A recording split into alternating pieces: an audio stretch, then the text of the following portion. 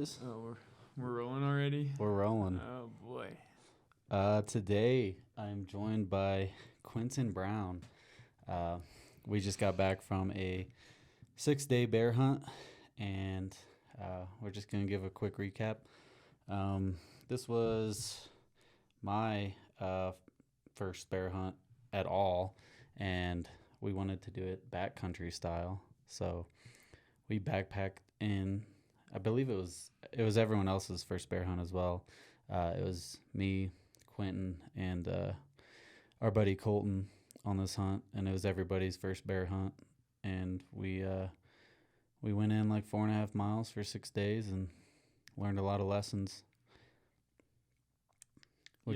For sure. You could say we learned a lot of lessons. I don't know exactly how much we did learn, but I feel good about it. Yeah, and Quinten's a flatlander from Illinois, as was I before I moved out west. So this was kind of a new experience for him, and but the plan was for us to hike into this giant ridge system and basically run this ridge system. It was like, I don't quite remember, like 10 to 15 miles long, and it had a few splits off it. And the idea was to run this ridge system all week and just hit new country and just keep going. But we hiked in day one to this ridge system, and one of the hardest hikes I've ever done. I think it was like 2,800 vert in like, I don't know, a little less than 2 miles. So it was straight up and kind of rocky and loose gravel, that type of stuff. Just straight quads on the hike. And so we finally get to the top, to the ridge system, and it had 20 feet of snow on it. So we could not run this ridge system whatsoever. What do you think of that hike? Yeah, it was definitely the most difficult hike I've ever done, and it was a bit disheartening to get to the top, the peak of the mountain, and be like, oh, you mean we can't go anywhere from here? I mean, I didn't even notice it until we put glass on it that, like, the peaks had, you could see 10 plus feet of snow up there, and it was just, we weren't getting through that, and it was just a difficult time of year, I guess, but yeah. So we went like end of April, early May, and the thought was to hit the snow line high. We figured there'd be some snow. I didn't think there'd be 20 feet of snow at the top, and hopefully the bears that are out are still kind of lazy and easier to pattern. But you have the chance that you might see less bears or less green if these bears are lazier and stuff like that. So we kind of knew, that was a possibility in heading in, but it seemed like an early spring all around in the mountains. So I didn't think there would be 20 feet of snow. So that kind of killed day one for us. It's pretty deflating to hit the trip with full anticipation and then have to basically waste day one just because it was so far in. It was like a 2-hour drive in from any civilization, and then quite a long hike, and then getting down that wasn't fun either. But so day one was kind of a scratch, and then so we still wanted to access the country that we were going to hit day one and the rest of the week. So we made a plan to get back to the other side of this area, I guess you could call it. And so we got a hotel night one, and then drove day two to the new side of the area we were wanting to go to, and camped or hiked in that day. And that took us pretty much, I think we got to camp at like 4 p.m. So day two was not a scratch. We got the whole afternoon to glass, but day two morning was also not available to us because of the snow on the ridge. Then we set up camp, and luckily there was a ton of snow patch at the top of these ridges. There's no water systems at the top, creeks or anything. So we we're looking for those snow patches to melt water. We had a wood stove, so we set up camp in glass that night and didn't see any bears. And then Colton and Quinten figured out just how important snow was on a backpack hunt with no water. We actually elected to stick Q on Quinten on snow duty while Colton and I went up a half mile away from camp to a new glassing knob to glass up new country while he stayed back and just melted snow for everybody because we were kind of low on water. Yeah, that was an interesting experience. There wasn't much snow at the top. There was like 2 patches, like immediately next to the camp. But it really like opens your eyes to see how much snow you actually need to make like even just a liter of water. Yeah. So I think melting that on the stove, dude. Melting it on the stove like takes forever, and then you have to filter it, and then you gotta hope you did it all, well enough to where you're not getting sick, and right, because that's like a legitimate concern. Like there was a lot of right. stuff in that snow, like that snow wasn't clean necessarily. Yeah, ton of dirt, ton of animal hair, which was surprising to me. Like all the animal hair in it. Yeah, a lot of elk sign up there. Yeah, and that was probably the most eye-opening thing because if we didn't have that snow, we would have to descend probably 1,000 feet every time. At least. Yeah, every time we wanted to get water, and like that's so many calories and energy. I had a 3-liter hydration pack and a 1-liter Nalgene, and it's surprising how quickly you go through that, especially when you're eating dehydrated meals and trying to get your electrolytes. Yeah, trying to get your electrolytes, and you're just going back and forth, back and forth. Luckily, we had some contractor bags, that we could fill up. So that is tip number 1 that I knew, like I packed them because I knew they'd be important, but I didn't understand exactly how important with snow as water. Pack a contractor bag if you have I'd pack one almost every hunt just in case you need it for meat, hide, animal care. Yeah, you can use it for anything. Like right. It's just a bag. And for this case, we used one. We would take big snow chunks and just chuck it in this contractor bag, and then we'd bring it in the wood stove, let it melt overnight, and then we would scoop our pots and cups in that bag and put them on top of the wood stove so we could be efficient while we were in camp for melting the water instead of going back and forth. So contractor bag was a huge benefit for us on this trip.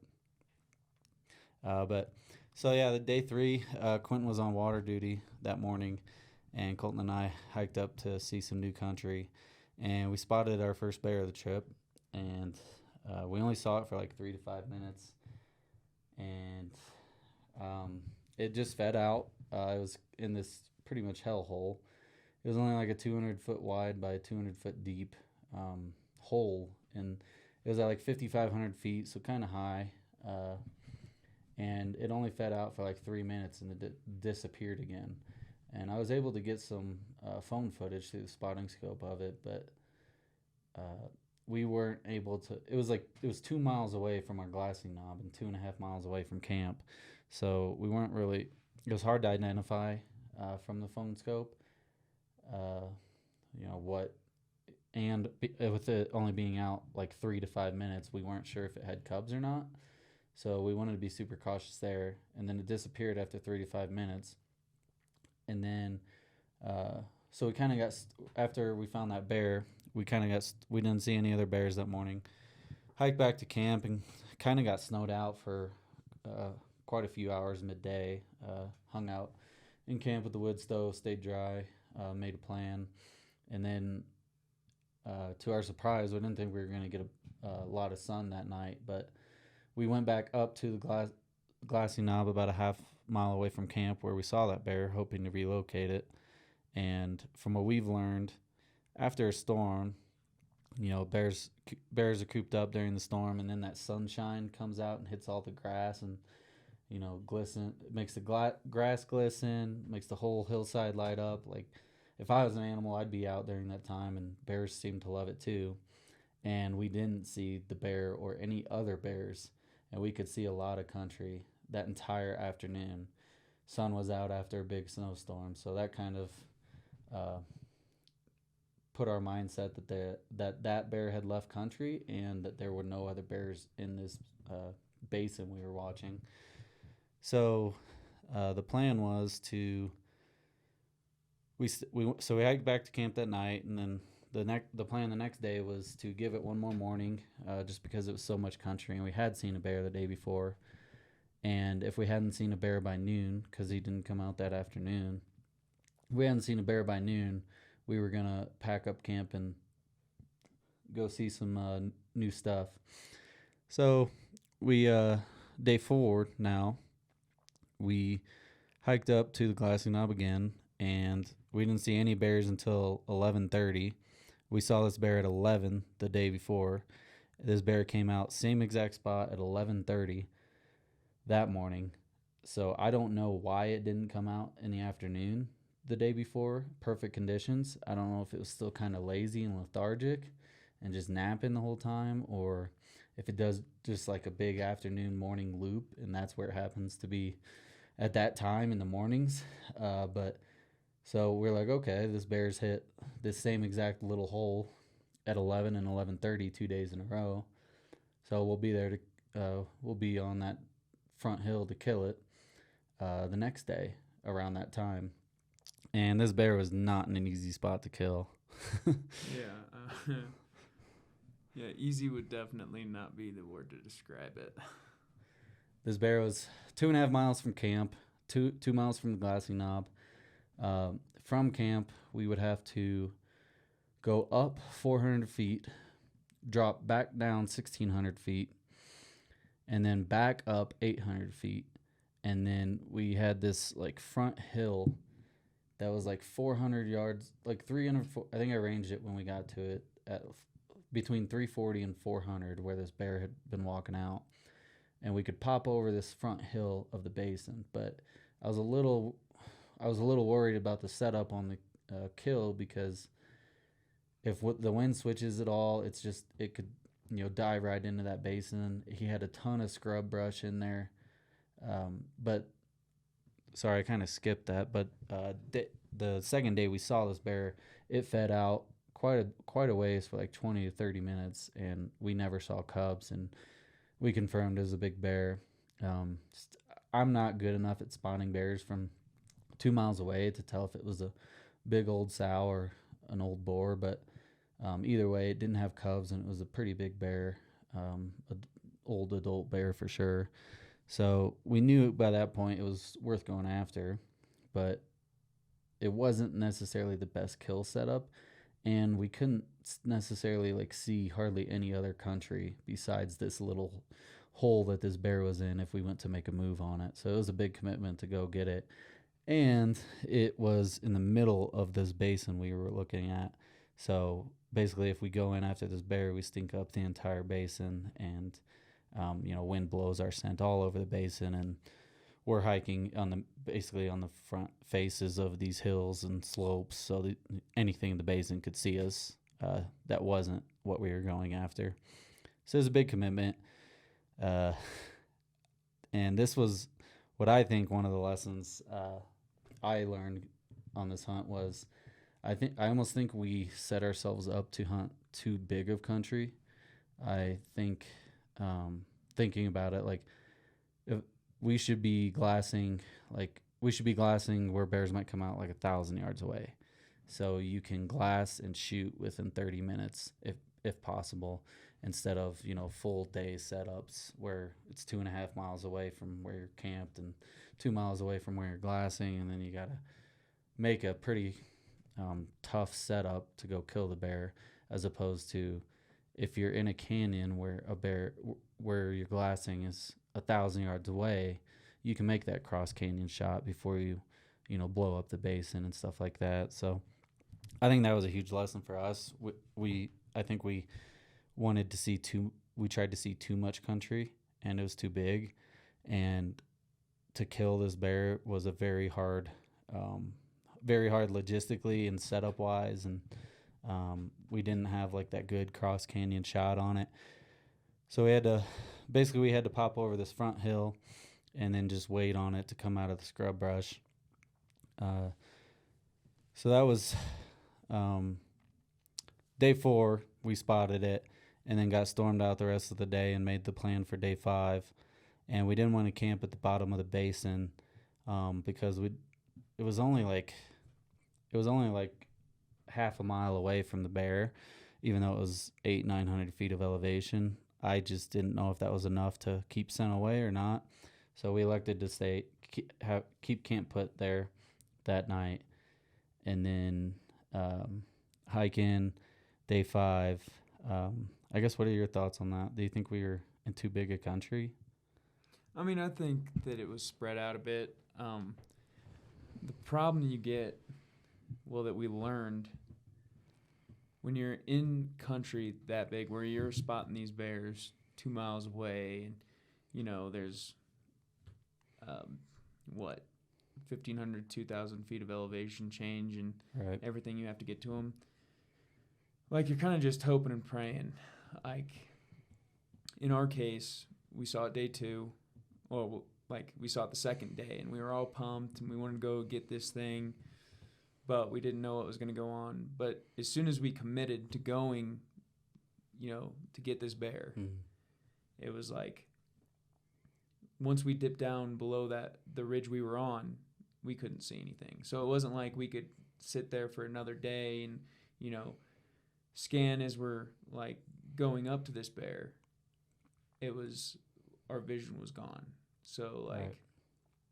now we have to commit almost a full day just to get to this bear. Yep. And like, what that bear does in that span of time, like, you have no clue. Right. Like, in our case, I think that bear was gone before we even got up there. But say he was there, and we went to go get him day 3, and he didn't pop out at that designated time, because we popped up on the ridge, an hour before he should have been there. Right. And then that bear's gone. Like, that bear's not there, or what I'm trying to say is, like, we didn't see that bear. Right. But he could have very well been there 2 hours before we got there, and we would have had no clue, because there's nobody on the ridge behind us, watching for us. Right. Like, we're just completely blind. So, like, in our case, we ended up wasting another day, because we didn't just want to give this bear like 5 hours. Right. Because we sat up there from 9:30 to 3 o'clock, Yeah. like, hoping he'd pop out, and then we come back down the mountain and decide, We wanted to give him that high quality time when Yeah. we seen him, because we didn't want to be there all day and let our Mhm. scent blow in and risk that, because he hadn't shown himself on any afternoons. So we wanted to make sure we were just trying to be there during that Yeah. high quality time. So it's like we go down there and we just pop up blind. Like, Right. I feel like we should be hunting country that is, you see that bear, and like, it doesn't matter if you lose it for a little bit, because you're across canyon. Like, Right. you can sneak in for a shot, like close enough for a shot, and then you can sit there and watch that same area that the bear was. Right. So like, you're just way more efficient, especially with the resources. Like, as much as we were struggling with water at the time, and Right. like, we wanted to stay out there as long as possible, and like, you're committing another day of food to another day of food, and then you're committing to another day of water, and like, A lot of hiking. yeah, and when you're like melting snow up on top of a mountain, it's like, well, this is a pain in the ass. Yeah. And then you're just hoping and praying for everything. And I feel like we could have like buttoned that up a little bit better if we were in different kind of country. I mean, it didn't seem like the bear density was quite Right. there. Like, I Yeah. don't know if we showed up too early or too late for the area, but it wasn't exactly an area where hunters were sparse. Yeah. Like, We only saw one other hunter when we were deep in there, like camp to Glassy Knob. We only saw one hunter, probably like 4 or 5 miles away, and that was just a solo hunter, parked on a ridge away from us, so not hunting the same stuff we were.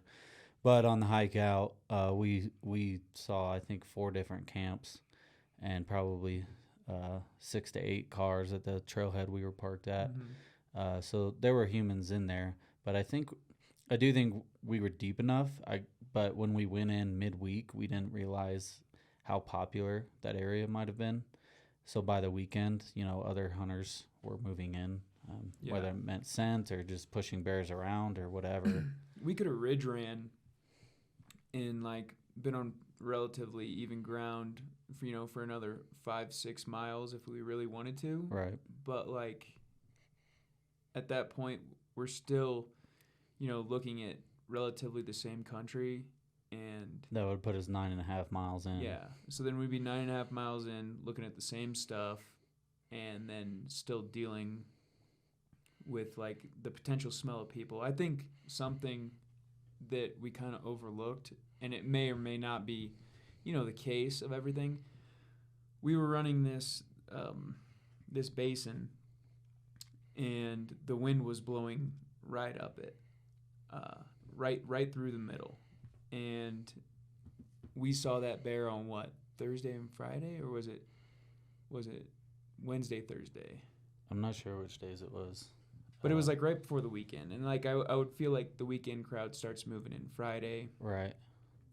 Did the same thing 2 days in a row. Yeah, did the same thing 2 days in a row, but like the entrance, like the trailhead is right at the beginning of this canyon. Right. And when you have, enough scent, 10 different people, like in 4 or 5 different groups coming in at the trailhead, and their wind's blowing all up this basin, like, and I'm not exactly how good like these bears' noses are, but like better than any animal like you could ever hunt out you west. throw all that human scent at the very edge of the very beginning of this giant gorge, and it just blows through every single crack and crevice. Right. And like, it may or may not have been. We were 4 miles from the mouth of it, and maybe they, that scent didn't carry in there. That bear but I think it did. That bear was every bit of 6 to 7 miles from any, main trail part. Yeah, and like there were people glassing everywhere, and the wind's like that. The face that it was on specifically was like getting hammered, and once it hits that bull, right. like you'll see it on film how that bull was. Like wind can just swirl all in there, and that bear may not have been spooked by any means, but it might have been changed its habits. Just like, oh, there's a vague whiff of like human scent or right. like whatever, and been like, you know what, I'm just gonna chill out for a few days. I'm gonna hop over the ridge, or I'm gonna dip down or something into the like scrub that. brush, yeah, and just not come out. So I mean, that could have been a problem for us. Maybe it wasn't. Maybe it wasn't. Like, I'm no expert at bears. It's right. Our first bear hunt. Right. And like, it's just, you never know with animals. They're tough. Like they. At the end of the day, it could have been something random. The bear just wanted to be somewhere else with for the amount any of other reason. Yeah, and it was a decent sized bear. So like, for the amount of hunters in that canyon, and I assume that it's like that every single year. Like, it's not going to get to maturity unless it knows a thing or two. So, right. And that was a big bear. So yeah, I would say it's highly likely that they get a little whiff of something. It doesn't matter, if they're it's just like cautious. The humans or goats, just a foreign. Like we did see, pack goats. Yeah, some pack goats out there, and like they just get a whiff of a foreign smell, and they might just get a little weirded out. Right. There's a very big possibility of that. I think the only way we could have killed this bear, and hindsight 2020, it would have been an insane hunt plan to come up with, but we saw this bear on day 3 in the morning for 3 minutes, disappeared into the scrub, never to be seen again on that day, and we didn't know if it had cubs or anything. Didn't see it in the afternoon that day with perfect conditions. Is there anything that should have told us to be there on day 4, the next day's morning, because that bear was going to do the same exact thing? That's the only way we could have killed that bear, is if we were on that front hill, ready for that bear to do the same exact thing that it did for 3 minutes the day before. Yeah. But this, I mean, it was way far away, middle of your basin. You saw this bear for 3 minutes. Didn't see it in the best conditions of the day. After that, we had kind of every thought that this bear had left after the 3 minutes we had seen it. It disappeared and never showed up again, and we were just going to give it till noon and go see new country. I don't know if there's anything that should have told us to be there on that next morning when it did show up again at 11:30, just 30 minutes after, kind of same time frame. That's the only way we could have killed this bear. And I also don't know if it was doing the same thing the day we went up, and maybe our wind hurt us. We didn't see necessarily any crazy wind that should have for sure blown it out, but these bears' noses are so good, and we didn't have the perfect setup to go kill it. Um, if the wind goes down to its bowl or swirls at all, that bear could have gotten a whiff of us. So would that have happened on that other morning as well if we did? I don't know what could have told us to be there on that next day morning when it did pop out again. Yeah, I mean, it's just hunting an animal is tough, especially one as reclusive as a bear. I mean, it's just tough. You expect on those high pressure days. I'm used to hunting whitetails, and like it seems like those high pressure days are just usually better days. Right. Especially like for something like a spring bear, when you get a high blue sky and that sun's beaming down, after a big snowstorm. On top of those mountains, that sun comes out, and it's a 20-degree difference, like, just immediately. Right. Like, you feel it, and everything greened up fast. Yeah. And you expect that bear to come out and start feeding in that sun, just chilling out. But I don't think this was our case, but I think there's a good possibility that, like, they might find a nice little rock in the brush or something that's just getting a little beam of sun. They might just chill out there for a super long time. But in our case, I think, especially after 2 days, spending, time walking up those ridges, 800 feet, and what was it? Just dropped 1,600 from the original camp. It was 1,400, 400 up, 1,600 down, 800 up. Yeah, so then we moved camp, like, to the bottom, and it was like 800 the second day again, and we spent 2 days on that, 2 afternoons, and what we thought was like the best time. Right.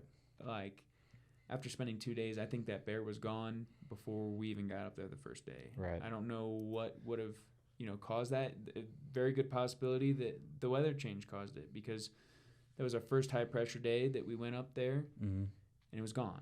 Right. And then we went up there on a second high pressure day. Still not there. So I think it was gone, just left country. Both times we saw it, it was in straight overcast mid-morning. Yeah. 11 to 11:30 straight overcast. And it wasn't warm by any means. That wind was ripping through there, and I can't pinpoint what would have made that bear feed in the straight overcast versus the sunlight we were getting on those 2 days. Yeah, I mean, maybe the cooler weather just forced it to feed, kind of like late season whitetail. Like, the colder it gets, the more urgency they have to go feed. Right. So, like, I don't know. Bears are still, new to me. Yeah. Kind of an enigma. Yeah.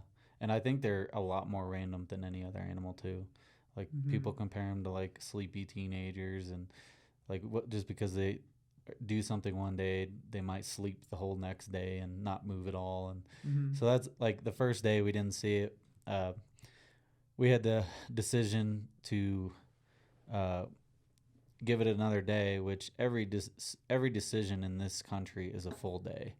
So in this case, a decision to stay meant we were giving it another full day and a half, because we climbed down after peak time. We didn't want our scent blowing in there.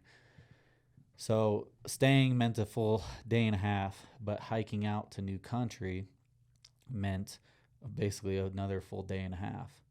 So we had a decision to make there, and my gut was telling me, I really wanted to see new country just to see if we could find an area with more bear density. But my gut was telling me that this bear that had shown itself in the same little hole 2 days in a row was just being lazy, and that, while we were up there that day, maybe it was just snapping behind a log or in the brush and we couldn't see it, and that it would come back out to feed the next day. So we ended up electing to stay. Basically, the don't leave bears to find new bears. Even though we don't think we had a bear there anymore, we had more of a lead than just starting from scratch and hiking 6 miles out of there. And then, so we gave it the next day as well, which was day 6 by this point. We gave it day 6 morning, and didn't show. Kind of confirmed that this bear had probably not been in there anymore the second we got there. And then we went back down. We gave it till I think 12:31, and then went back down to camp, packed it up. We're going to get out of there. And at that point, if we could hike out fast enough, we had day 6 afternoon and day 7 left to hunt. We were planning on a 7-day hunt before people had things to do. And actually, I have to give a slight shout out to Colton. He's the one that spotted this bear first, and got us on it and everything. So that was super cool. He's not here right now, but I should give him that shout out. But so we had day 6 afternoon if we could hike out fast enough, and then all day 7 to check out this new country. After giving this bear 4 days by that point, 4 full days. So we were hoping we could be back at the truck by 6-ish, and we quickly realized that was not going to be the case.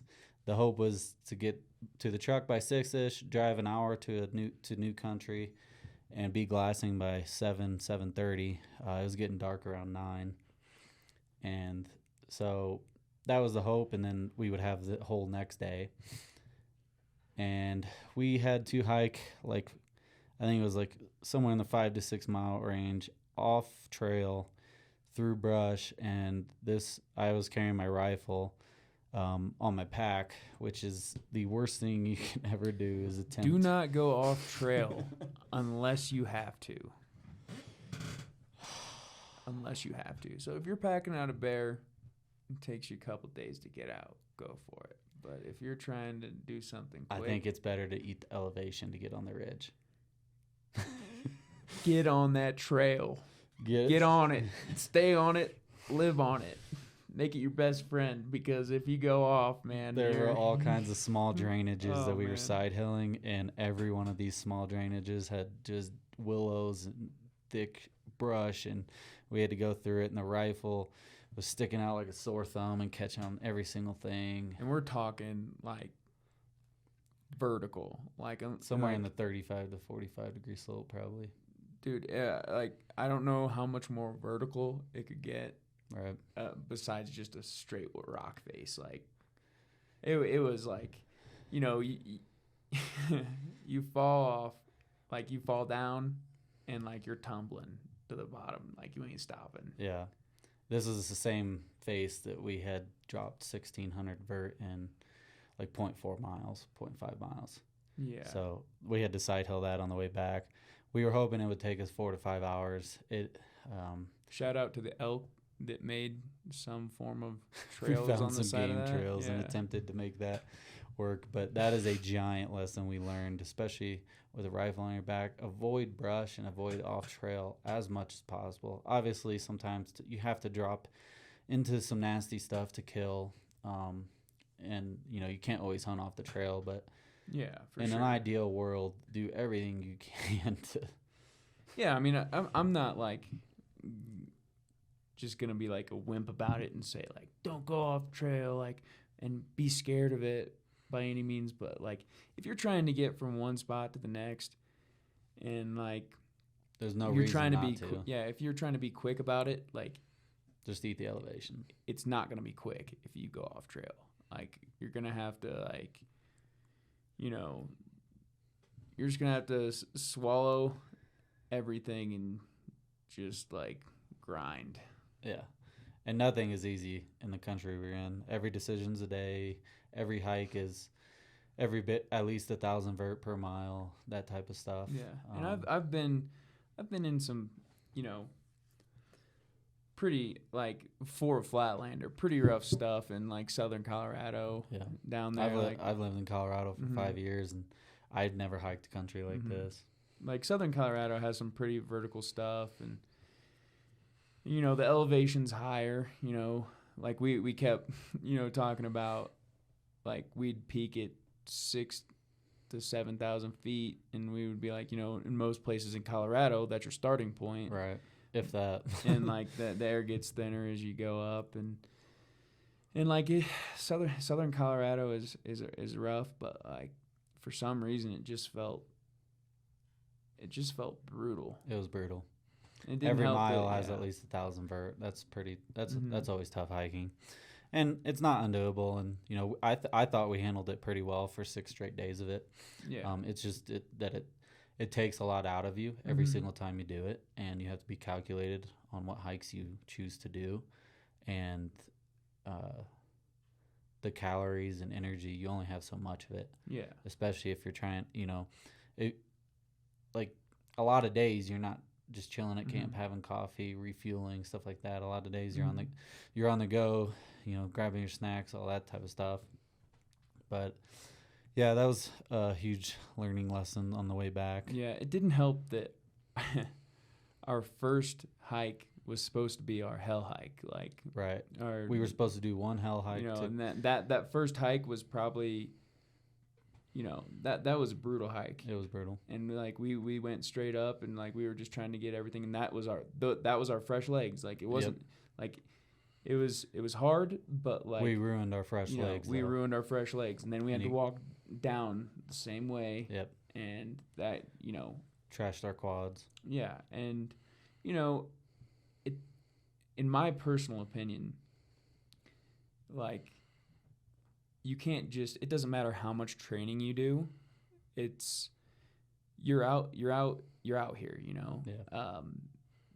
The recovery is not the same No. when like You're go sleeping to in the- a bed 8 to 9 hours a night. you do leg day in the gym 2 or 3 times a week, and there's a reason for it. It's so that your muscles can recover, and like you don't have the same fatigue. Out there you're doing it every single day, and your body just has no time to recover. So there's a limit to how much you can do, especially with how much we were pushing it and hiking it. Like we had a limited time, 7 days, so it wasn't like we were glassing for 2 or 3 days at a time, and like right next to camp, and we were eating a ton of calories and enough protein. Like we weren't doing what you would do like to build muscle at the gym. We were literally just torturing. Like out there, you're torturing your body. You're not getting your 8 hours. You're not like eating And enough if you protein. are, at the end of the day, it's still sleeping. Yeah, I mean, It's glorified sleeping on the ground. You're literally torturing your body to its limit, and some people have a higher limit, and the more muscle that you do have, the harder it is on you, because like you're just not recovering the same way. Right. No, I definitely think using our fresh legs, basically scratching our fresh legs on day one, hurt us a little bit. But because originally that was supposed to be, we were supposed to do the hell hike into our ridge system on our fresh legs, and then be comfortable until we were going in to kill a bear on this ridge system. We were going to camp on this ridge system. We would have water on this ridge system. We could glass like 5 to 7 basins from this ridge system. So the plan was to run this for the entire week, and we wouldn't do another, really probably wouldn't hike at all unless we went in to kill. Or at least it would have been, our elevation changes would have been anywhere from 200 to 400 feet. Right. And then, no hike matters when you're packing a bear out.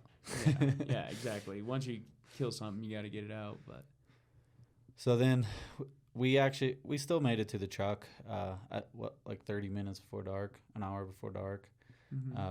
Stopped and talked to a few hunters on the main trail on our way out, so that slowed us down a little bit, but not in time to glass. It took us a little longer.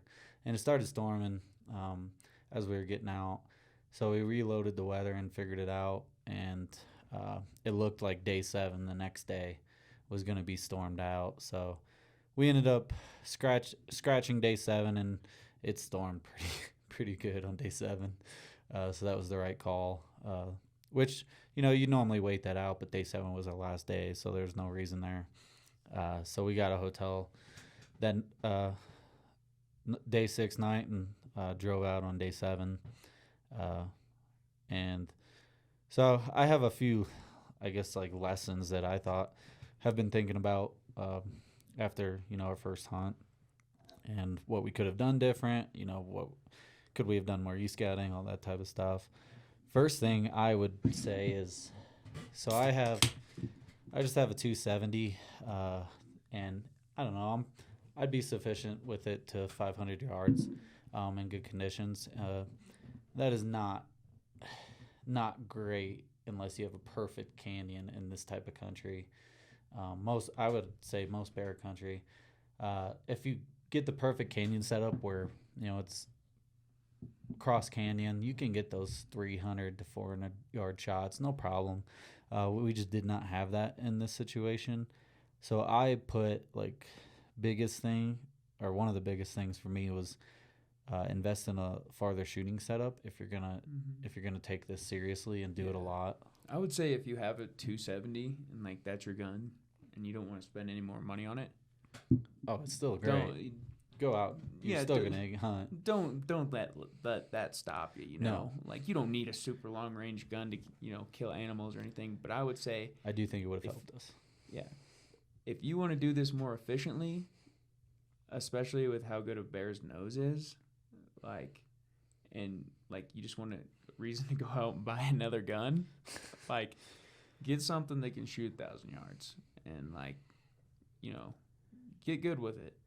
I think that opens up so many more opportunities in bear country, because you can now e-scout for those farther cross canyon shots. You don't have to be so tight quartered or go in for less than ideal killing setups, because you can only, and don't get me wrong, you can, had that bear stepped out, I would have killed him with a 270. So I'm not saying don't go hunt if you don't have that setup, but if I had to change one thing going forward in that big country, I would say the biggest thing that would help is a farther shooting setup, which comes with a lot more time and money. So I don't know if Win Mag? I don't know if I would fully dive into it, because that's probably another $3 to $5 grand for a decent long range setup, and however much time and effort to learn how to shoot better. Honestly, if you can shoot accurately 600 to 1,000 yards with your rifle, I think that's perfect range. Yeah. You don't need and to 1,000 might be pushing you it. don't need to shoot 2,000 yards. No. I mean, if you can, good for you. No, I don't think anyone's I doing that in don't the think field. I don't think I'm ever gonna be that guy that's just an absolute sniper. I don't think anyone's shooting that far in the field. But if I have a dope chart in front of me and I can get a solid rest, I think 1,000 yards is doable. Right. But it takes a lot of skill, investment. Mm-hmm. So you're investing a lot more time if you dive into that whole rabbit hole as well. But I do think it would open up a lot more doors for more kills in bear country. You can approach things more cross canyon every single time, rather than trying to get too close necessarily. And I'm all for spending money on firearms. So and then the next one was kind of along with that. Only this e-scout enough and hunt according to the weapon e-scout and hunt country according to the weapon that you do have. Basically only glass country where you can shoot very close to where you glass. If you're spotting a bear, you can be within a shooting spot in 10 to 15 minutes, a cross canyon type setup. In this situation, we had the logistics to get to this bear. Just ended up taking us too long before the bear left, because we were in such big country. We saw the bear, but killing them was a whole nother story. So I think spending a lot more time e-scouting, knowing I can only shoot, 400 to 500 yards. So e-scouting and marking a lot more canyons that I think are good for that type of cross canyon setup would have been a lot more beneficial. I going into the hunt, I just kind of thought, big country, just spot as many as you can, and you'll figure out how to kill after that. I think the figuring out how to kill, you almost have to glass according to that. Mm-hmm. And then for us in this spring style hunting, this was my first hunt with a wood stove, and it was an absolute game changer. It helped us melt snow for water. It helped us get out of snowstorms. Nighttime, it was probably right at 20 degrees, like 3 nights in a row, frost everywhere. I, wind ripping a few nights. This wood stove was an absolute morale booster, game changer. If anything gets wet, I think your bag got wet, and it dries out super fast, and it's just nice to have a fire. Yeah, one night, so the night before, I left my hydration pack outside, and it like halfway froze, and it was supposed to be colder the next night, so I had this great idea. I'll just bring it in the tent, set it by my bag, and we'll be good. And about 1:30 in the morning, I woke up and I felt something like right in the middle of my back. And I guess I had like fidgeted or rolled over or something. And I figured out it was water. I'd rolled over onto my hydration pack, which is a stupid mistake. You got lazy with it. Without a stove, like you're waking up at 1:30 in the morning, and you're like packing up and hoping you don't have hypothermia on your way out. But like, there's no way anything's drying in that. And we didn't take like I already had my base layer on. I had my hoodie, my vest in my bag, so everything was wet. And like if I was alone without a stove, right, my hunt's over. Right. I gotta get out of there. Yeah. What is that, day 3, day 4? Yeah. And like luckily we had the stove going, and these two reaped the benefits because I Stocked the fire overnight. I was stoking the fire all night, and they were warm little bugs in a rug. And then your pad had popped. Yeah, so my pad popped. On the ground. So I'm sleeping on the ground, basically, laying on top of the pad that's popped. Man, I had a rough go at it. If it had something to do with water, it was I was either spilling it, laying on it, just flat out wasting it somehow. I don't know. But I just need to get better. Another thing for the wood stove, we were glassing. We would glass in the afternoons, and as soon as that sun went down, like 25, 30 degree drop within an hour. As soon as that sun went down, and that's it's not the end of the world because you can be in 30, 40 degrees, but when you're used to that 67 degrees in the sun, and then it switches to 30, 40 degrees in an hour, you get pretty dang cold, and then you have to you still have to make water, you still have to make food, you still have to go to bed comfortably. So that was a huge. As soon as you get back from glassing in the afternoons, warm up and have a comfortable night, not just do everything you can to rush into your sleeping bag and hope for some warmth. Yeah, and in the future, hopefully the stove is less of a survival tool, melting water, and more of just a comfort that can help you stay out there longer. But in this case, I think we're just in the wrong country. Like we were in different country that we thought we were going to be in. Yeah. And we were like one full basin over from where we had originally wanted to be. I think the wood stove is an absolute game changer, and I could see how it's the difference on, say, like an October mule deer or elk hunt as well. I think in this case it was the difference of like every hunter was kind of surprised at how high and how far we were when we were telling them, and telling them we were melting snow for water and how high we were camping. It kind of surprised a few hunters. I think that was the reason we were able to go so high and far in, was because of the wood stove. I think it 100% puts you above hunters without a wood stove that are backpacking in cold spring weather or cold fall weather. Yeah, and I think 3 of the 6 days we were out there, it snowed to some extent. Oh, more than that. Yeah. I think it snowed just about every day midday. Yeah, just about every day, and like there was no accumulation, but like, you know, what happens if, you know, especially in the spring and how just unpredictable it is up there in elevation. What if it would have snowed 5 inches. Yeah, 5-6 inches. Like Right. we're not going anywhere. We're hoping our bags are warm enough. Yeah, like the we're not gonna go off trail or anything, and the trails would have been impassable anyway, and like we would have just been chilling. And if you didn't bring enough food or water, like, Well, sometimes your water freezes too, so that's Yeah. another thing. Like some of our Nalgene's were freezing up. Put it in that, warm tent. yeah, Everything so stays nice. And if you could be out there a lot longer than you intend to be. or say you go to kill or get caught at the glassing knob away from tent in a rainstorm, you can dive in that wood stove tent and dry things out and get warm. Because like a cold rain would chill you to the bone.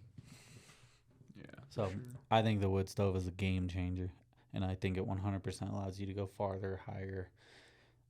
It just almost makes you unlimited. And then I wonder, after thinking about it more, I think we possibly could have looked for more timber in the slopes we wanted to glass. After thinking about it and checking out like the areas we were glassing, a lot of it was like scrub brushes, aspens, stuff like that. I wonder if we could have looked harder for, say, like those evergreen timber patches. Pine. Yeah, I would imagine the bear density in those parts is probably a little bit better than what we were in. It was just like that bear we saw that there was a little bit of timber, but I would say it's easier to isolate a single bear when you can see more, but I feel like you'd see more bears just cruising through those timber patches when you closer. Have, more livable habitat for them. And right. But that's fine, because if you only see a bear for 10, 15 minutes in that stuff, and you're close enough for a cross canyon shot, that's all you need. Yeah, exactly. Versus us, we had to kill that bear, we would have had to see it 3 days in a row. So I don't know that that's a proven thing. That's just kind of my mindset on what I would look for on the next hunt, is more, evergreen pine tree timber type stuff instead of like that scrubby oak stuff, shoots and stuff like that. Another one is obviously save as much energy and calories as you can. You want to be as comfortable as you can. And I thought we were fairly comfortable for a good 6 days there, but like we had talked about, I think we were kind of wasted our fresh legs. That doesn't bode well for you the rest of the trip. And we had morale was still high, and we were still, cruising hikes and stuff like that. But I think being as diligent with your calories and energy, and if you're down in the dumps or super cold or whatever, you can dive back into that wood stove, have lunch, regroup, all that type of stuff. Just being as comfortable as possible and saving as much energy as you can. I think it helps you mentally too to make better decisions. And then I think in the future I will attempt to go more remote, like maybe a lesser sought after unit, even if it has a lesser population of bears statistically. I would probably go more remote to an area you do not want to see. You cannot see another human being, going to hunt. Like, I don't know how the bear density works. Like, I don't know if that's something you can you look at that bear density per area, or can you just look at how many bears were? Yeah. Some states do population estimates, but I don't know how accurate those are. If you go into an area, and it says that the like the bear numbers, like the bear kills were high. Odds are that meant there were a lot of hunters. More than likely just meant there were a lot of hunters. Right. Not that there's so many more bears in the area.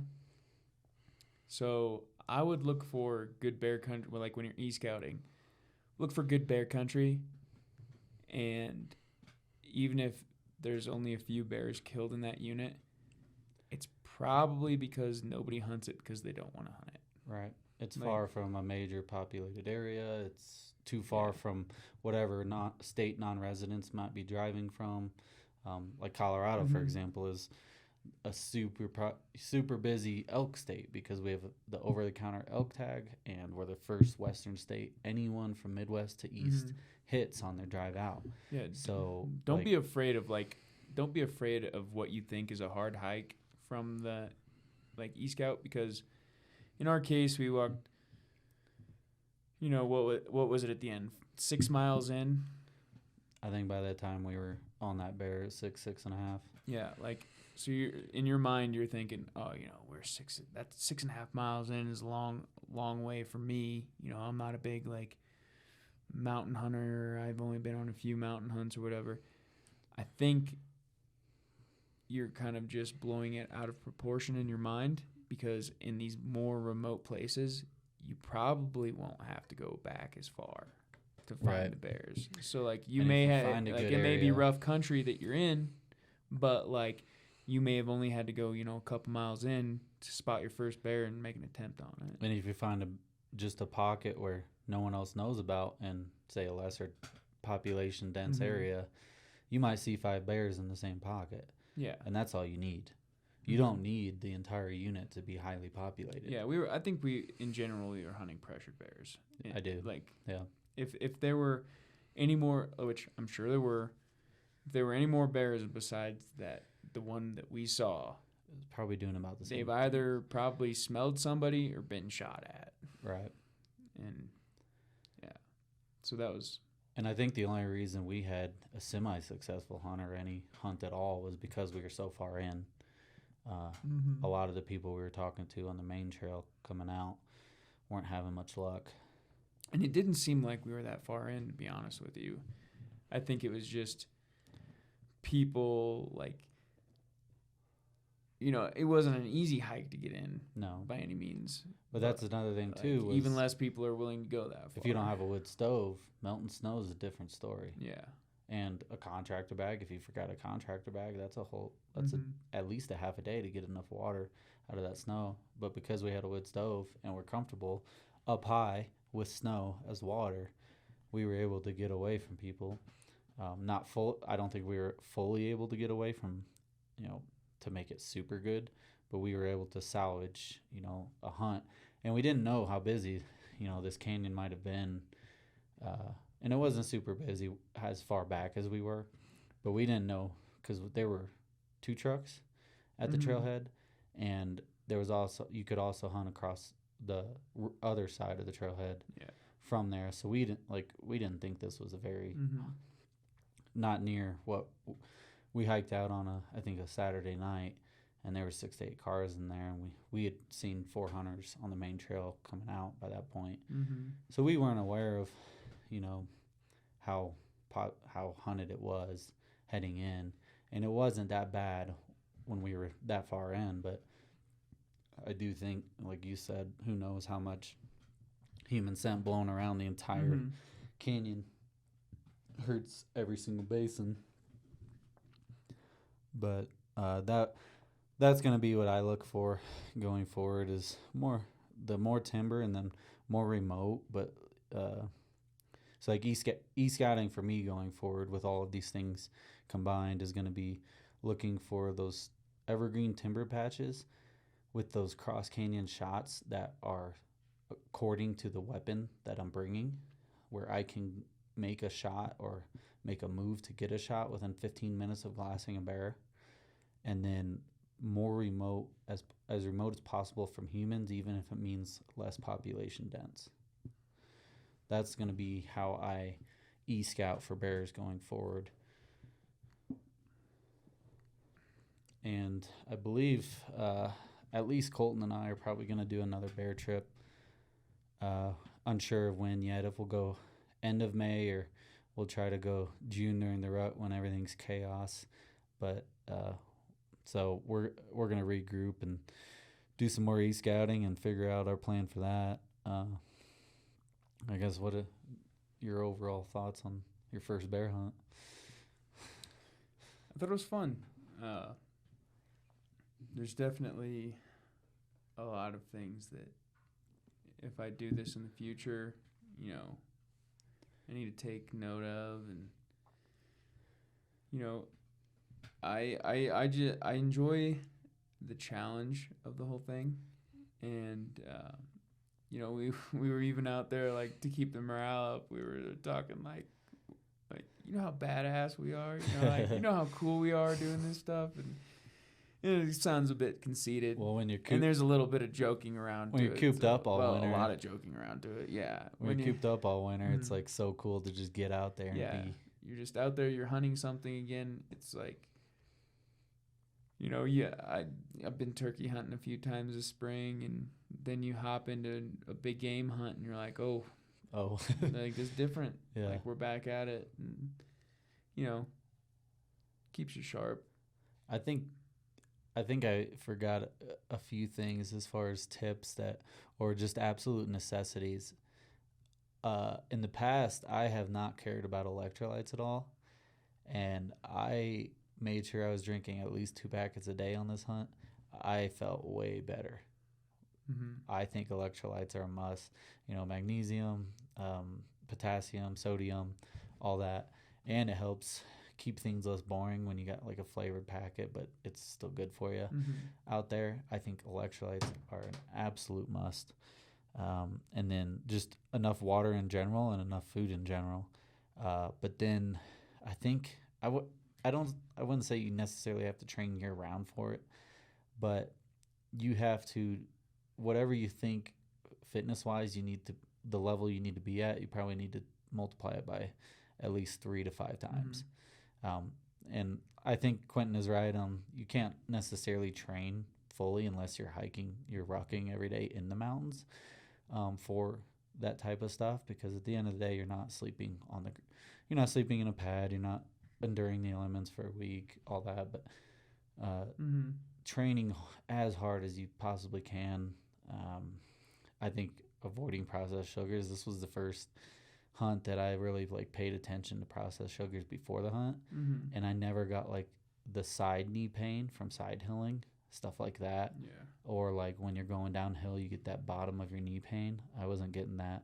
Like my quads were feeling tired before I was getting any. Yeah. I didn't get any of those, like, I guess like joint inflammation pains that I had before hiking. So I thought all of our cardio was good. Like, yeah, I think we moved, you know, really quickly, and like we never really were breathing hard, and like we were getting done what we needed done. It's just at the end of the day, you know, that muscle fatigue starts hitting you. Right. And it is what it is. And But you the just need thing to recover. that surprised me on this trip, in past trips, I would get a little bit of joint pain before the muscles would fatigue. So that Mhm. was Oh, a yeah. huge positive for me on this trip, because I got rid of basically all joint. Like I didn't have any joint pain the Yeah. entire time, and I didn't feel like I cramped at all as far as the electrolytes. Yeah. So I would say those are Probably probably helped that we did 75 hard before this. So like we weren't exactly eating a ton of bad stuff for Right. us, yeah. and we were working out at twice a day. And But this was the first hunt that I like really dialed in. Just I wouldn't say I trained a lot harder for it. Mhm. I always just stay in pretty decent shape, but I definitely dialed in my nutrition Yeah. just leading up to it, and I noticed it out there. Like it was pretty cool to not feel that Mhm. after a ton of hiking. You got anything else to add? Nope. So yeah, that's gonna be a film on the Hunt Vision YouTube channel. Unsure when it'll come out, probably in the next few months, and hopefully we can put what we learned from it together. Hopefully you guys can learn from our mistakes. We went we dove straight into it, being first bear hunt, 7 full Mhm. days. And I wouldn't have wanted to do it any other way than we did it. Just full backcountry experience and get in there with them. And but hopefully you guys can learn something from what we learned and gathered our thoughts there. And yeah, check out the film when it comes out. Love you guys. Bye.